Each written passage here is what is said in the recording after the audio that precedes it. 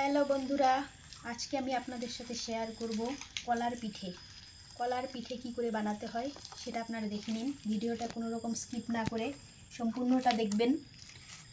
প্রথমে কলাগুলো ছুলে নিয়েছি, এরপর আটা, হালকা নুন, চিনি দিয়ে কলা আর এই যে আটা ভালো করে মেখে নিতে হবে। একদম ফিনিশ করতে হবে, কোনো রকম যেন দানা না থাকে। আপনারা দেখতে থাকুন। কলার পিঠে আপনারা কে কে খেয়েছেন আমাকে অবশ্যই কমেন্টে জানাবেন। আর যদি কেউ না খেয়ে থাকেন তাহলে এভাবে বানিয়ে খেয়ে দেখুন, আশা করি আপনাদের পছন্দ হবে। আমার তো খুবই পছন্দ, সেজন্যই বানাচ্ছি। সন্ধেবেলার টিফিনে জমে যাবে একেবারে।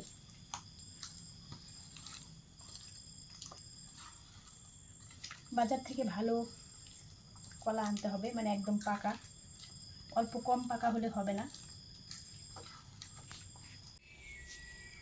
এই যে এখন কড়াইতে কিছুটা তেল দিয়ে নিলাম, দিয়ে এখন এই যে এরকম ছোট ছোট করে ছাড়তে হবে।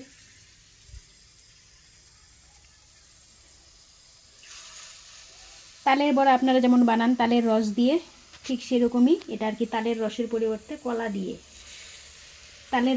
তালের যেমন একটা আলাদা সেন্ট হয়, স্বাদ হয়, তো এটার অন্যরকম স্বাদ। এটা গ্রামের লোকেরা বেশি খায়,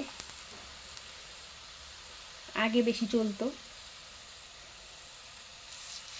এখন লোক আধুনিক হয়ে গেছে, এইসব ঝামেলা করতে চায় না। ডালের বড়া যেভাবে তৈরি করেন সেভাবে, ঠিক সেভাবে ছোট ছোট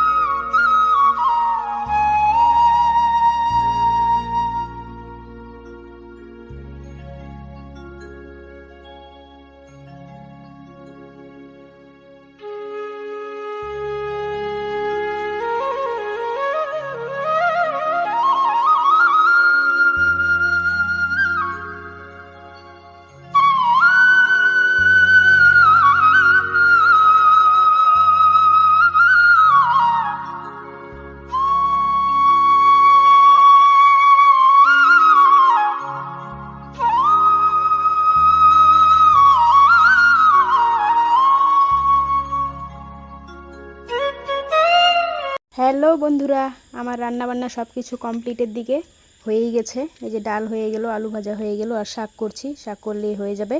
তারপর আমি আবার যাব বিকেলবেলা, ওই গীতা পাঠ হবে আমাদের বানেশ্বরেই লজে, গীতা পাঠ অনুষ্ঠিত হবে।